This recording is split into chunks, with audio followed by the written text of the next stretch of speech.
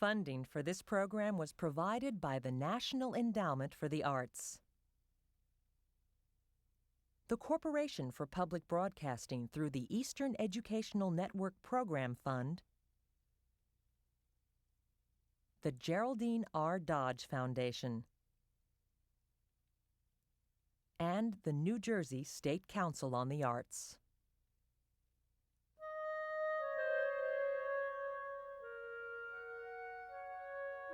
What I'm trying to do in my work is somehow fumble around for the language to talk about what's the equivalent of 5 seconds of consciousness.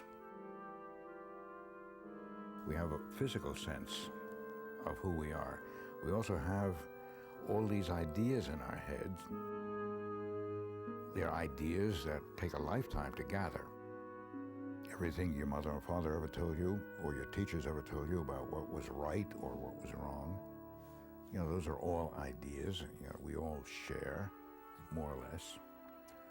And then feelings. You know, feelings are invisible, intangible, and they speed by faster than a speeding bullet. And I'm dealing with my own feelings and hope that what I'm talking about is going to resonate in somebody else.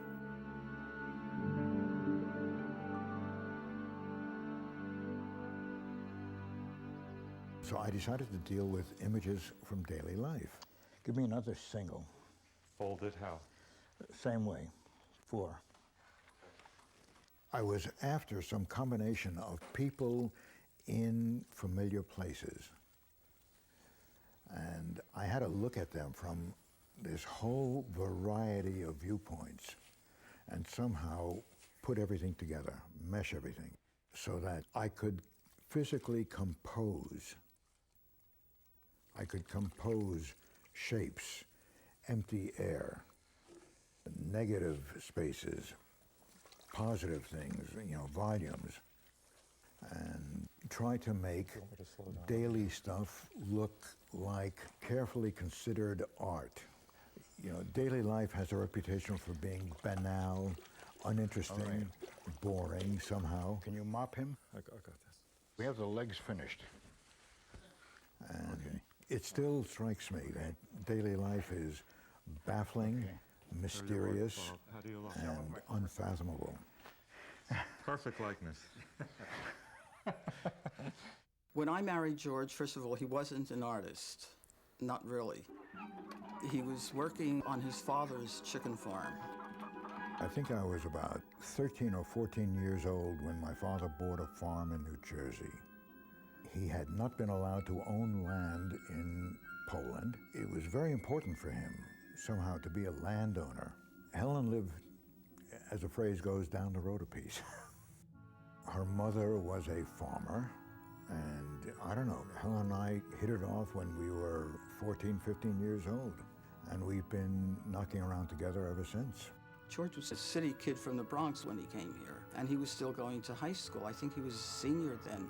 I had to finish my last year at Stuyvesant High School.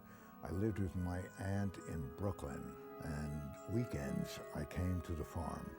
I got accepted by Stuyvesant because I scored high in science research, and everybody in my family and my teachers decided for me I had to go to a high school where they had science courses.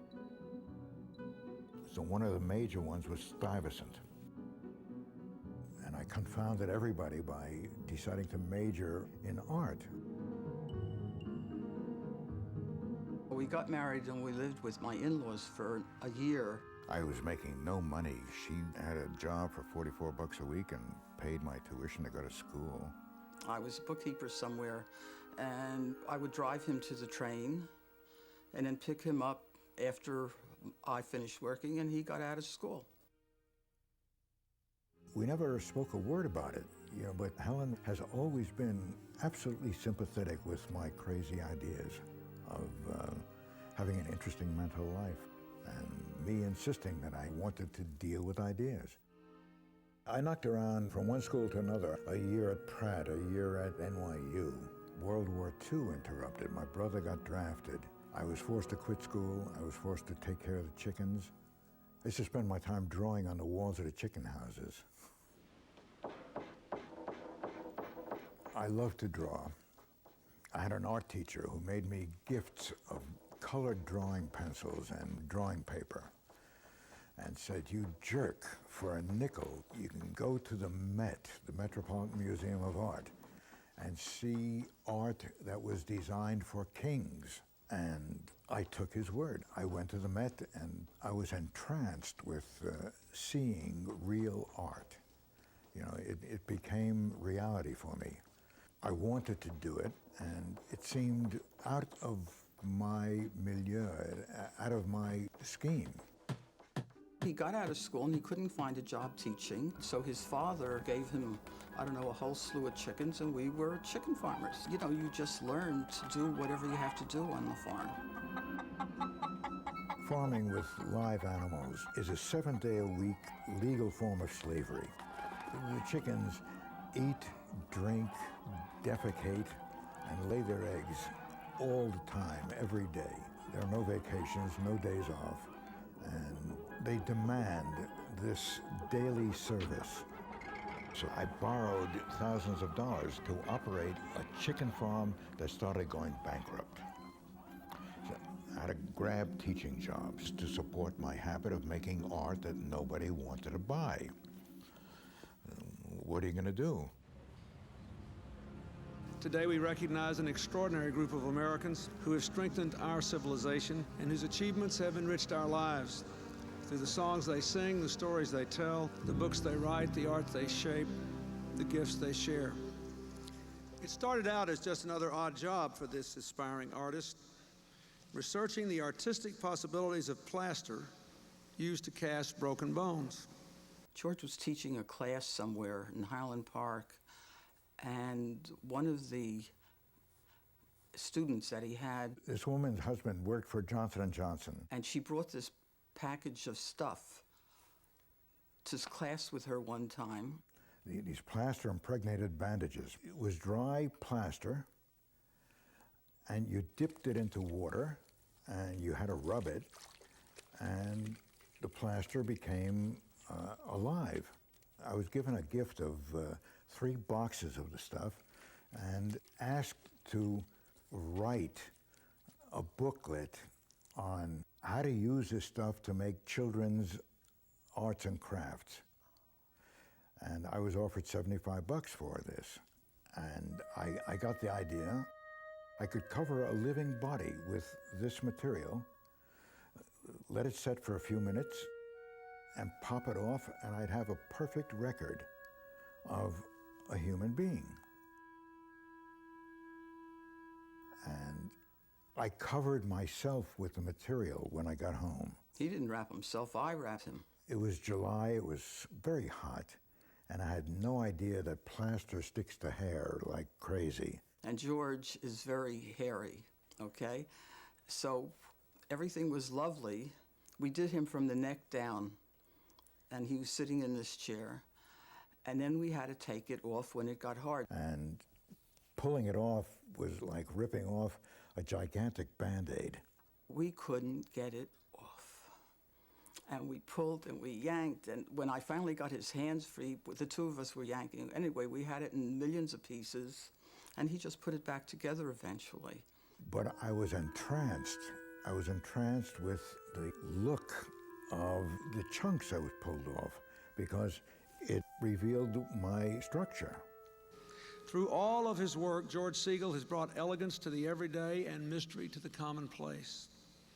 Decades after his first experiments with plaster, he continues to break the mold. Colonel, read the citation. George Segal, for the power and poignancy of his art, haunting and masterfully crafted, his sculptures are evocative portrayals of the human condition, anonymous figures through which we can see ourselves.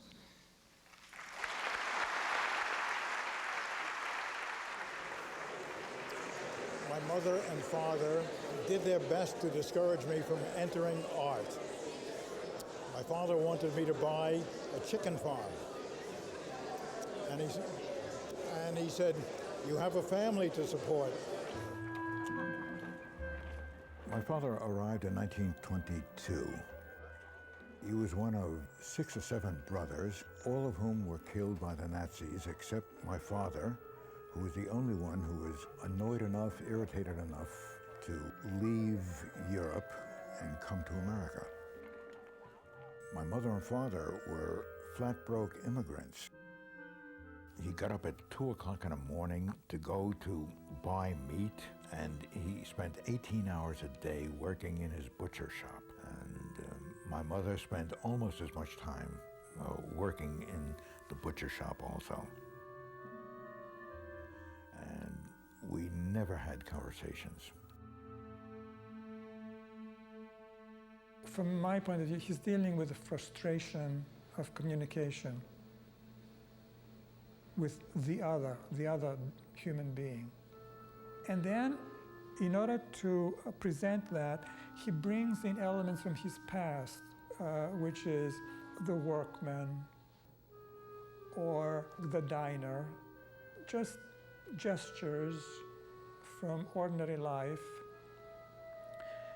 But because of the isolation, they are given some magnitude, beyond what they have. So that it's almost like creating a being that is not able to talk, where language is missing. So it's almost as if it's another way of existing. You cannot communicate directly, George, for me, has always been the three-dimensional Edward Hopper. And he's coming out of that same kind of feeling about a moment in America, a moment in American history, American life, how people relate or don't relate to each other, a kind of, I would say, lower middle class kind of people who are struggling. And Americans have problems because it's such a big country and people are immigrants and they don't really relate. Often they turn their backs on each other, but even that is a kind of relating. All those figures in George's tableaus are relating to each other. There are relationships there. And the buzzword in the 60s was non-relational art. Well, George is a relational artist. It's not just George in the world. He really relates to other human beings. He's a very deeply human person with empathy. I think I was profoundly influenced by the Depression. I was devastated at the impact of depression on all the people around me. People stalled years waiting for self-fulfillment, waiting for satisfying their internal desires. And it was a never-ending struggle for simple survival.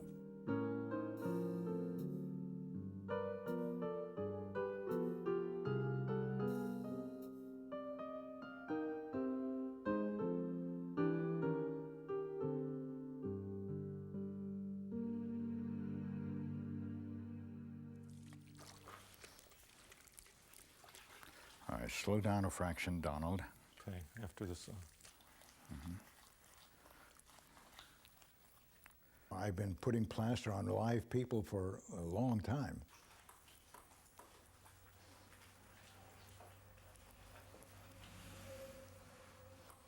My first models had to be people who understood what I did and were sympathetic and were convinced that I wouldn't kill them.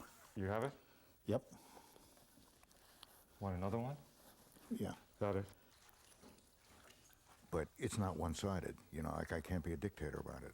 We just need 2 pieces, I think. One regular piece. One regular. All right, let's see how. I'll wait till you do that and see what happens. If I'm making a sculpture of a friend, I know them, and I tell them what I'm tackling. Make a small one for the fingertips. The same, this way? Yeah. And I ask them for help, and I depend on their sensitivity and personal response. The reason I like the process is because I don't have to think anymore. I can make movements with my hands, and I can choose to be as careless and sloppy and rhythmic as I like. I can be detailed or let stuff drip. I can make my surface look like a Jackson Pollock painting, or I can make it look like a detail of a Michelangelo portrait. He has an enormous curiosity about everything, about intellectual things and history, but also about people, the skin, the color of their face. He makes a very powerful relationship to his models. I've seen him work and do it, and you know, it's almost erotic, male or female, but I mean, it's a kind of, he's in a seizure when he's working. It's interesting, he always used friends, certain models that appeal to him, but in the family, in an intimate circle, his in-laws, and they become a cast of characters. He did my mother when she was in her 80s, and I was having a fit because, you know, so he had her sitting in a chair, and my sister was there, and we kept saying, hurry up, hurry up. He had her on an armchair, and she looked down at this covered, plastered hand, and she said to him, is that how you make a living?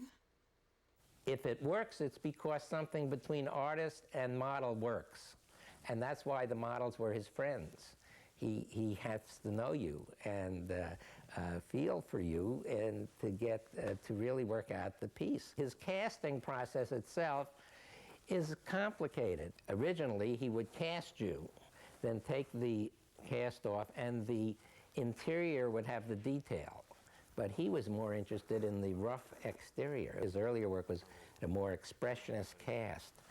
And it was 15 years later that he started to double cast, where he took the inside and then recast it so he got a greater detail in the figure and in the clothing.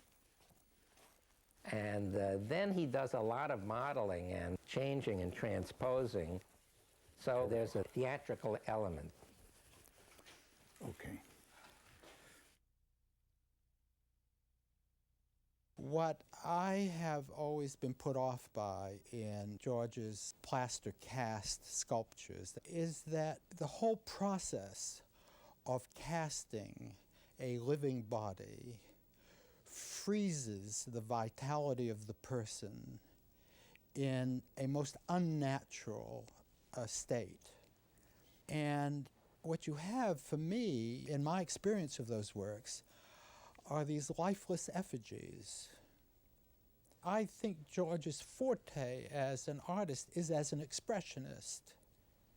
And the very technique required in making a cast of a living person is a kind of anti-expressionist process, which inevitably drains the subjects of their personality, of the whole vital aura that we respond to, and I constantly feel disappointed that I can't respond more favorably to this work. For me to decide to make a cast of a human being broke all the rules of fine art.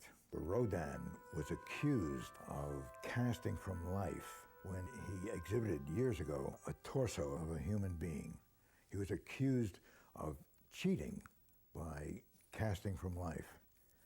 And I decided, damn it, I'm going to do it. I was convinced I could get away with it. I consider Segal as maybe one of the best sculptors of the second half of the century because, first of all, his processes of direct casting give you the perfect direct image of somebody who is just like us, like you and me, you see. And for European people, it gives a very precise and concrete approach of the American everyday behavior. When you see a Segal piece, you said, well, that's the way American behaves in their own cities, you see. You feel that, you know. That's maybe a part of the American conception of democracy, too. Because if you deal with the great number of the people, if you deal with the mass, you have to be able to express things in a simple way. That doesn't mean that he has no culture. He's a man of great culture. And that's the reason why he can afford to be simple.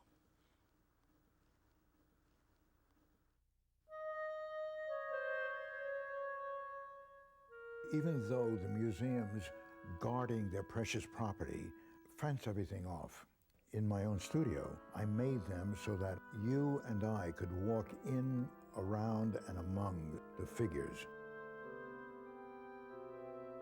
I built the buildings myself to house 5,000 chickens and switched to use these studios for sculpture. I've clustered a few figures. I've opened up the spaces between other figures, and I've carefully composed the empty space between objects. It's literal cubism for me.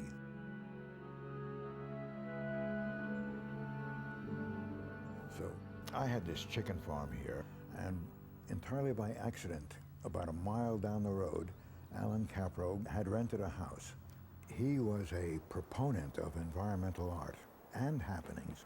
He's called the father of happenings, in quotes. At that time, back in the 50s, I thought that insofar as I was breaking some kind of ground, I wasn't sure what, that I wanted not only appropriate words attached to that breaking, such as environment or happening. I also thought that the temporary was more interesting than the permanent. We had mutual artist friends from New York. We both knew the New York scene. And both of us, you know, this peculiar combination of interested in radical new stuff, plus what tradition was about. So here's Capro. He was teaching art history at Rutgers and got me this gig. When I became a freshman at Rutgers, I found out that there was a sketch club every Wednesday. So I went, and there was George, who was teaching. And George would direct our little sketch club sessions, which basically consisted, I guess, of what I would think of as art school exercises with a model in a leotard.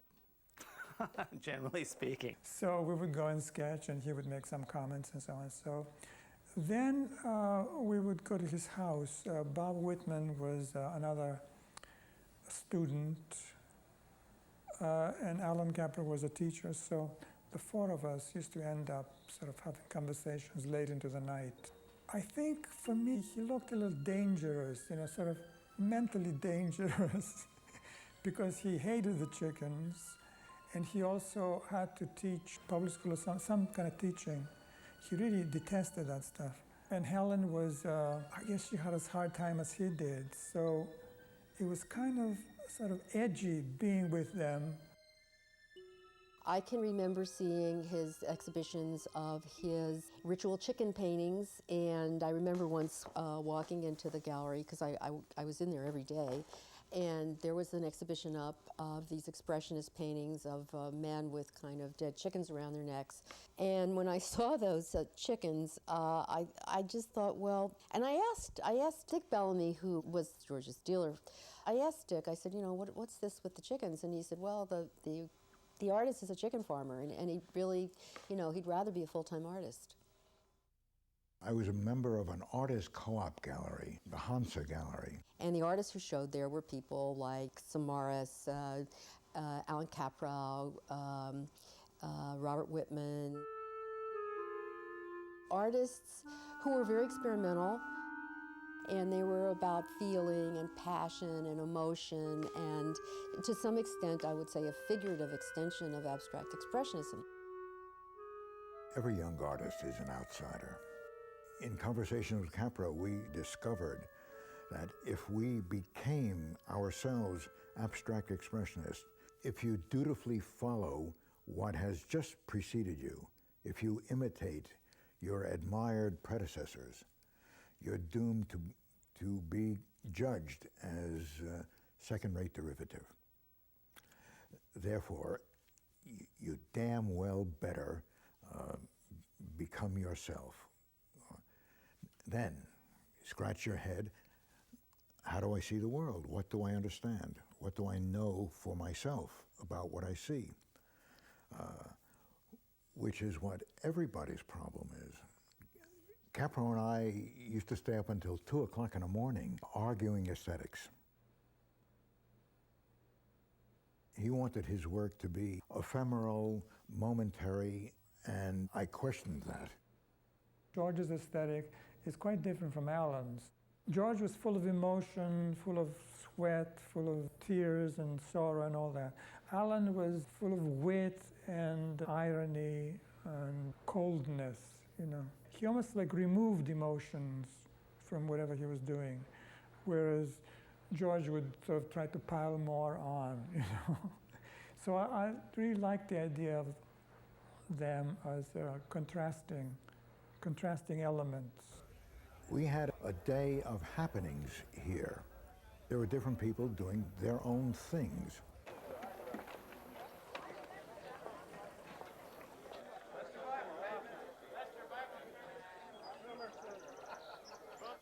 Alan's happenings occurred almost in the nature of a party. It was an army of cars advancing against this army of people armed with tree branches. I do remember Alan making a reference to Burnham Wood. I personally didn't get the image. And then there was a famous poet who was playing the flute, and this was supposed to be the musical accompaniment to this warfare. Segal and I used to talk constantly. It was an exchange point of view, and that also influenced our artwork back and forth. That provoked me into working up enough nerve to make an artwork into which I could walk or enter. He came off the canvas, reluctantly, I think, in the beginning. I studied painting in art school. I never took a sculpture course, strangely enough. And I was taught the frame around a painting was the boundary line, the border that separated this incredibly perceptive, intelligent artwork from the banal, ordinary world. And putting a sculpture on a pedestal was exactly the same thing. And temperamentally, I rejected it. I was missing the reality of encounter.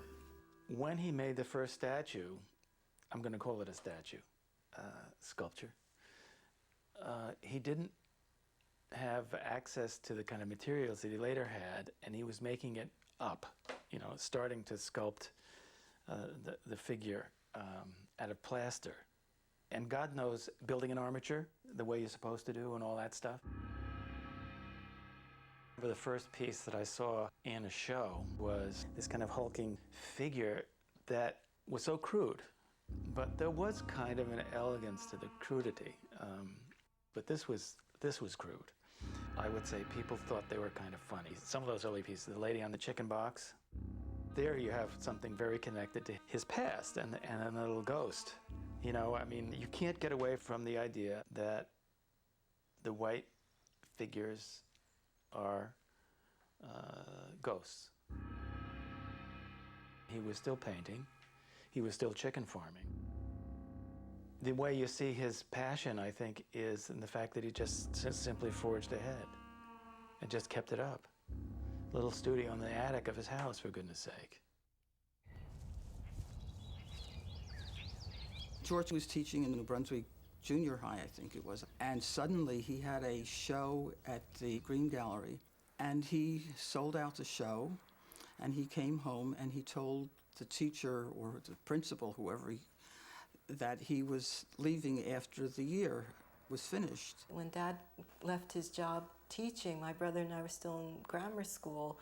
Mom's kind of had her jaw must have dropped for maybe a little bit, and then after a while it was okay. Because it ended up that when he sold that out, it was as much as he made teaching. That was the early 60s. The early 60s were fantastic in that embrace of new attitudes. Described collectors as being more courageous now than they used to be. I think they're willing to go along with a new idea earlier and further than they did, say, in the time of Cézanne. I was approached by the Sidney Janis Gallery. Sidney prided himself on handling the most difficult movements in modern art. Now, Sidney, who had been the abstract expressionist dealer, realized that he had to do something else. And so he brought the French New Realists to New York. Sidney was one of the great connoisseurs of 20th century art. Any artist who was taken on by Janis ascended to a much higher status in terms of the reputation he commanded in the art world, the market he commanded, and the way the press would follow his work. When the new generation came along in the 60s, and that was our first showing of George's work, my dad said there was a lot of resistance to it, and several of the abstract expressionists who were with the gallery left the gallery over that show, really. The New Realist show was, of course, an enormous event in New York art life because that came at the climactic moment of the emergence of pop art in New York. I have a particular memory of Jim Dine's work in that show, which consisted of a painting on the wall and then a rather rusty manual lawnmower that was attached to the canvas. And one of the members of the gallery staff was explaining to this woman who looked like a dowager out of a Helen Hokinson cartoon in the Old New Yorker, rather painstakingly explaining to this woman that the lawnmower was just like the apple in a Cézanne still life. And I thought, well, we've come a long way, you know. In a way, I think George's work wasn't sensational enough to sort of grab the headlines in that New Realism show. People felt he was the most serious artist in the show. That was the feeling at the time. Oh, Segal, that is the most serious. No artist had ever done life-size sculpture with common objects from the everyday world as part of the sculpture.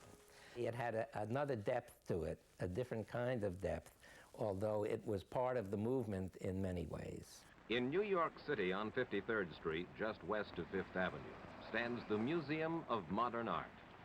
A museum is really a showcase with a point of view. This one displays the foremost collection of modern art in the world.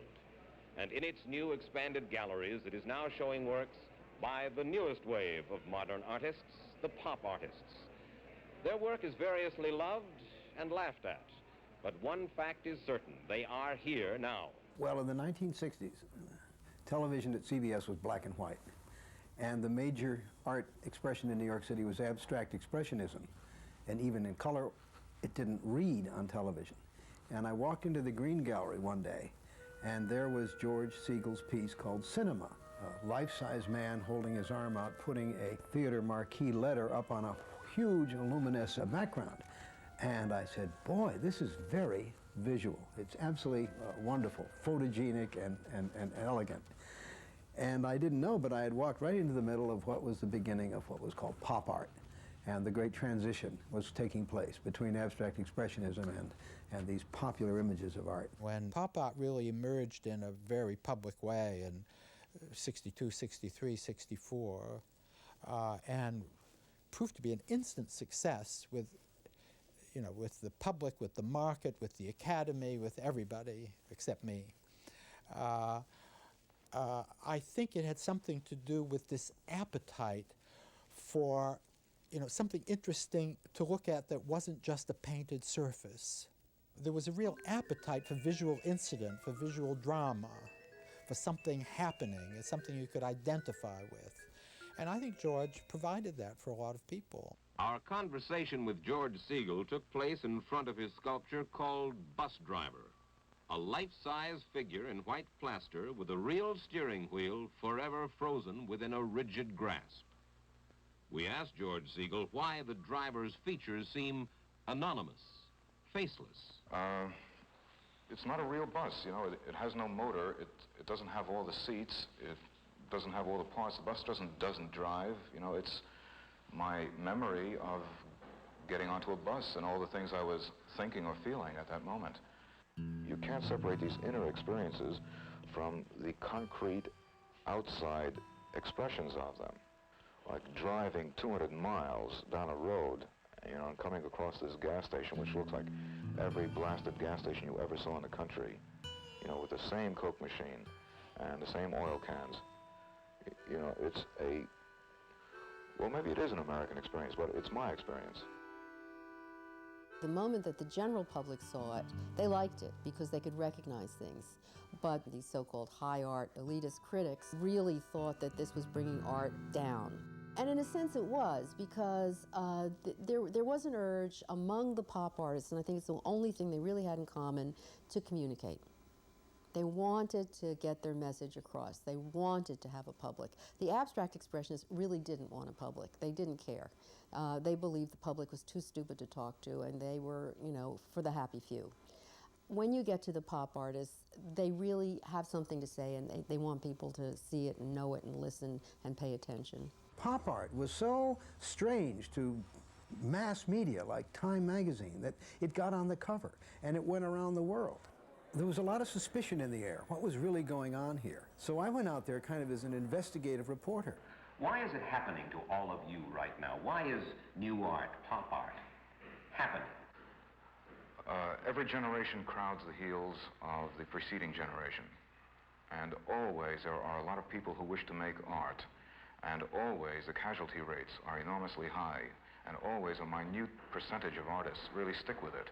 And always only very few become themselves, and not only that, succeed in saying something which will touch the experience of a large number of other people.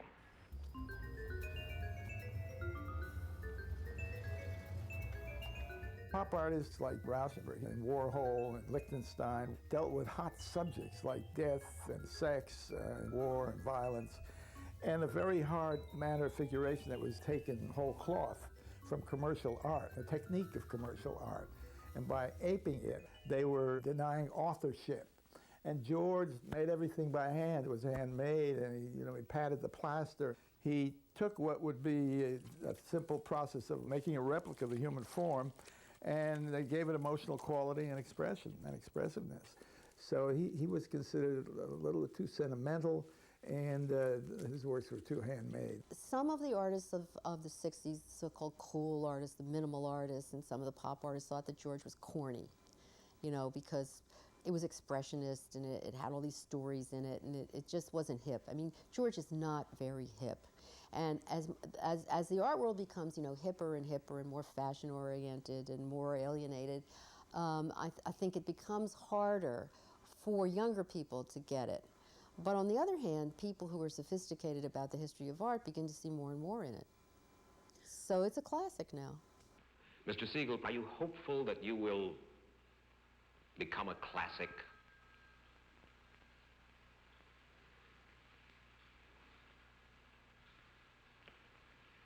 I'm trying to be a human being. I used to idolize artists as demigods. I thought when I was younger that that was one of the most magnificent ways a man could spend his life. I still think so, in spite of everything, I don't know why. But gradually it's dawned on me that art is made by men, not gods or demigods. And being a classic, in the sense that I think you mean it, doesn't interest me. I'm simply a man speaking to other people. When you become a classic, do you have to stop thinking? Do you have to stop doubting? The process can't stop. You have to stay alive somehow. A costume party is a case in point. I kept changing the colors on the different characters. And when it went through its 7th change of color, I said to myself, damn it, if I'm that interested in color, I should extend it to other works. Most people know the life-size white figure aspect of my work and are fairly blurry about the full range of my sculpture environments that range from white to black to color.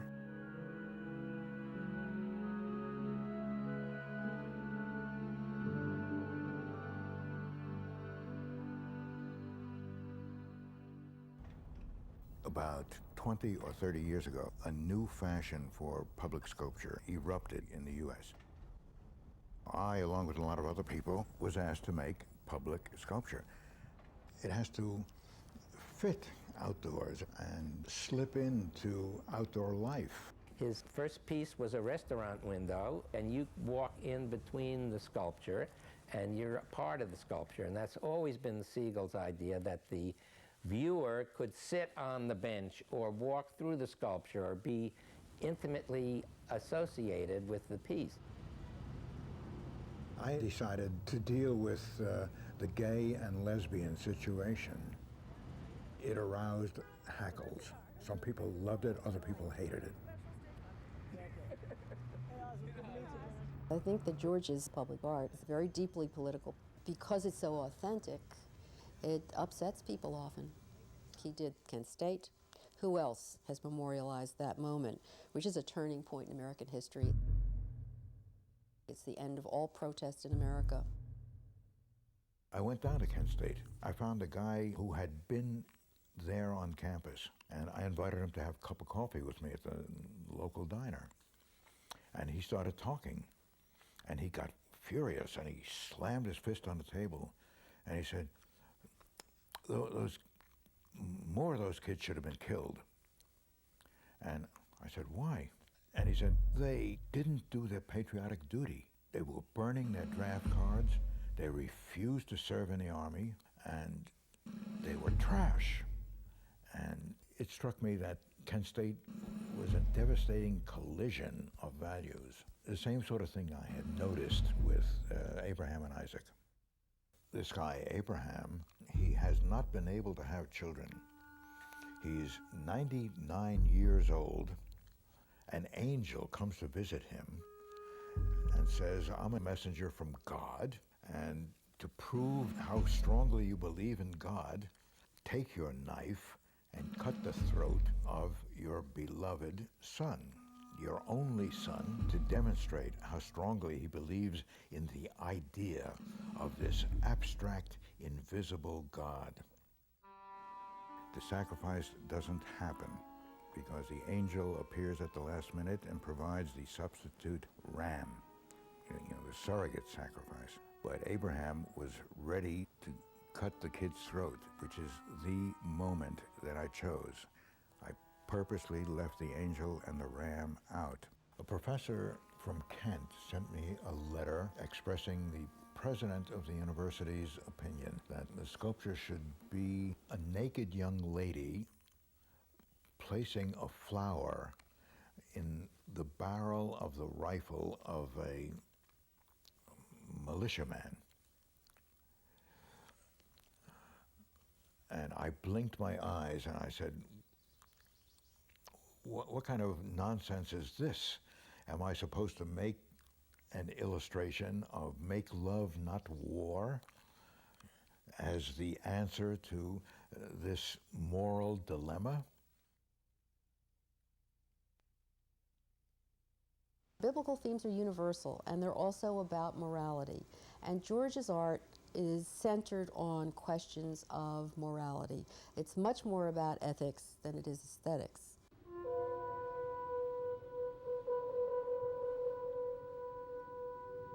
You know, I changed my mind about the Holocaust piece of George's. At first I thought, I really hate the whole idea of Holocaust kitsch, and it really bothers me. And the more I look at the piece, really, the more moving I think it really is. I dodged making that piece for about a year. It was a competition, and the other people competing were some of my best friends who were sculptors. I agreed to stop in San Francisco to meet with a survivor of the camps, and I said, yes, okay, I'll tackle it. I told my doctor that I was going to deal with it, and my doctor said to me, I can get you access to the local hospital, to the bodies of homeless people with no families, who have died of starvation, and I could get permission to make casts from their corpses. I thought about it, and I rejected it. For the idea I had, I was going to ask my friends to imagine how they would look if they were dead. And then I wanted to make a collapsed history of the Jews. So if you look closely, you can find a woman lying with her head on the belly of a man, and she has an apple in her hand, obviously Adam and Eve.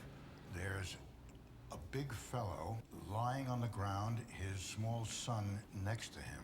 And I said to him, "You're Abraham and your son is Isaac. How would you pose?" Without any hesitation, he said, "I would cover his eyes with my hand." And we did exactly that. I found the thinnest fellow I knew, and I had him pose, arms outstretched in crucifixion. It's an impossible theme for an artist, but George took it on.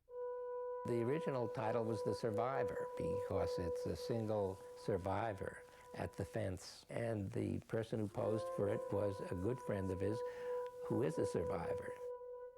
It has a feeling, to me anyway, of like a galaxy, and he's transposed the heroic dead into a higher realm, I believe.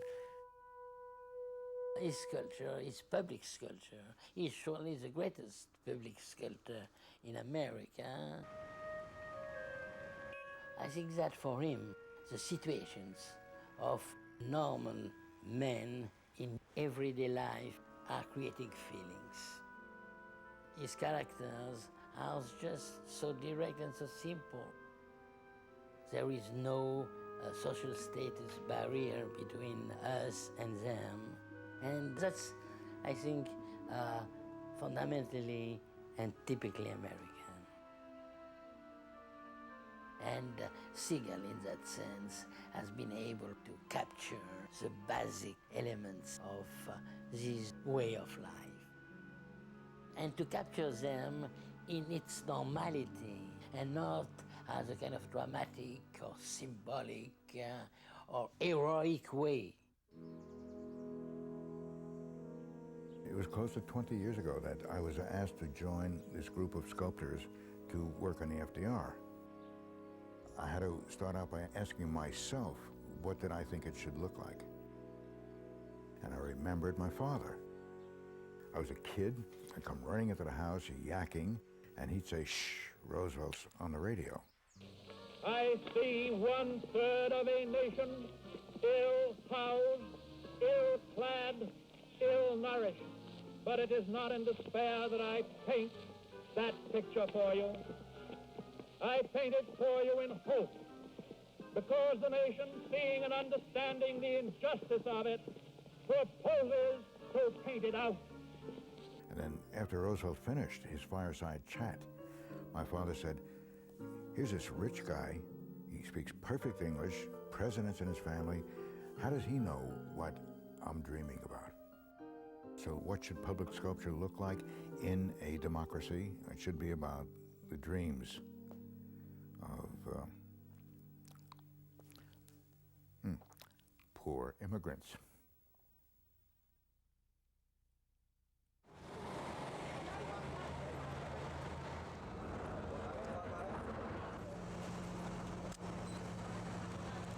I've been interested in photography for years. After my heart surgery, when I was recovering, I didn't have the strength to pick up one of my sculptures. One of my sculptures weighs about 100 pounds. I got interested in photography and drawing, mostly because it didn't take all the physical effort. So it became simple to take a camera and walk around and make snapshots of things that intrigued me. I love the fact that I can snap a picture with a camera and get so-called realism. He's a very good photographer, and he'd been going around taking a lot of pictures and doing monumental enlargements of these huge photo murals with this lone figure in front of them. You know, that's his theme, this lonely figure. So the scale of those photographs led him to large scale in his drawings. They began really with the death of his mother. He was so moved by that. And as Monet did, I think, with his wife when she died, he just drew her, and the images got larger. I thought those portrait drawings were exceptional in several respects. Just the sheer quality of the draftsmanship was so commanding, and there was such a close response to the subjects. Of course, the subjects in many cases, people very close to him. And that made itself felt with an enormous impact, I felt. You know, you walk into a room and you encounter images like that for the first time, and you feel a response in your nervous system even before you've formulated what you think about it. And that's a pretty good test, I think, of an artist's success. I made my own photographs of my friends, and I have the pictures developed and printed by a friend, and I use them for drawing.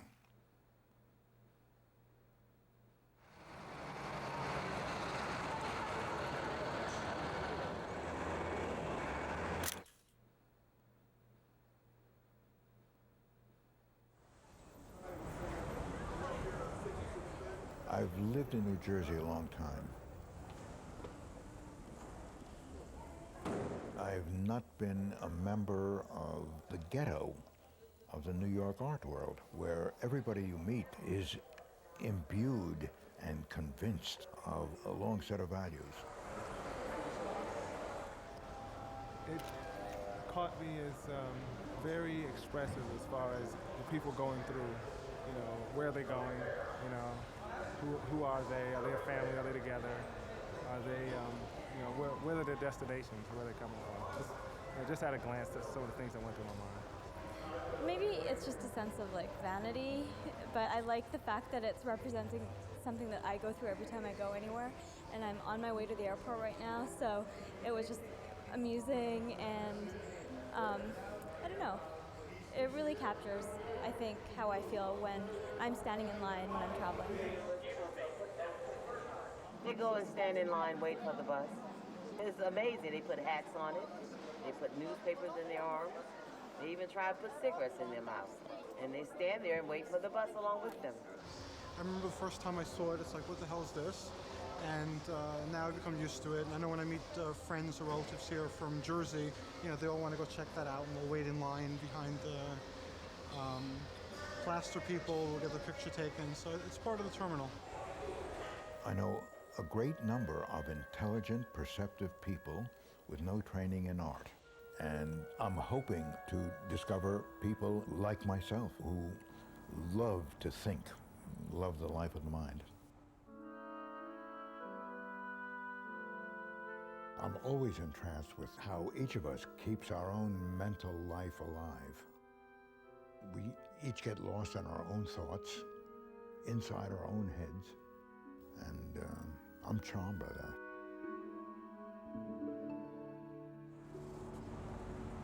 I love the industrial landscape. We dwell in this landscape, and I keep putting chunks of that stuff into my sculpture all the time.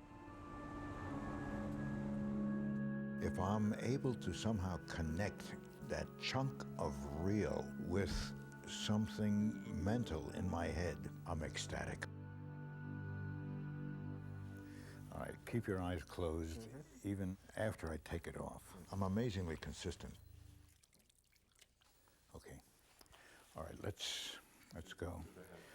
Top of the head. Art historians make a big deal about developments in an artist's work, you know, a leap from one belief to another, when all the people I know essentially remain the same in temperament all their lives. Can you breathe okay? And that includes some friends of mine who've been through 17 years of psychiatric analysis. No, it's okay, it's okay. What does that say about what art historians talk about development? Or is what they talk about the pileup of experience and increasing insight into the same old stuff? Okay, dip.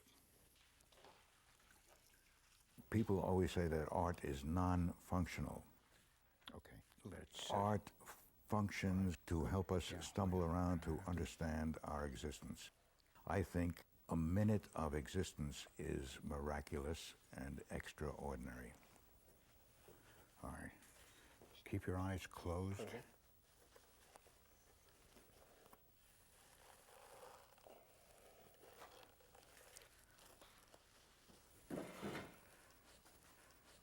Okay. Oh, terrific. It came out beautifully. Good. You're an excellent model. Thank you. You're pretty good as a sculptor.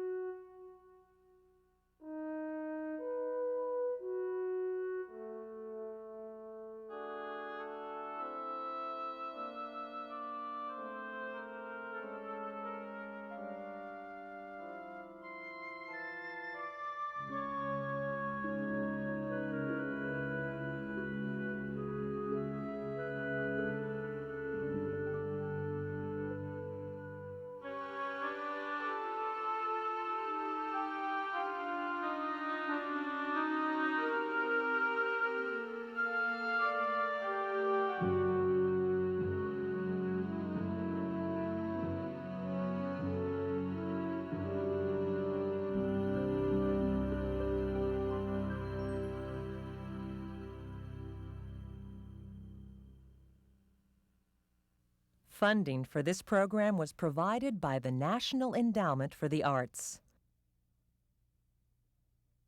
the Corporation for Public Broadcasting through the Eastern Educational Network Program Fund, the Geraldine R. Dodge Foundation, and the New Jersey State Council on the Arts.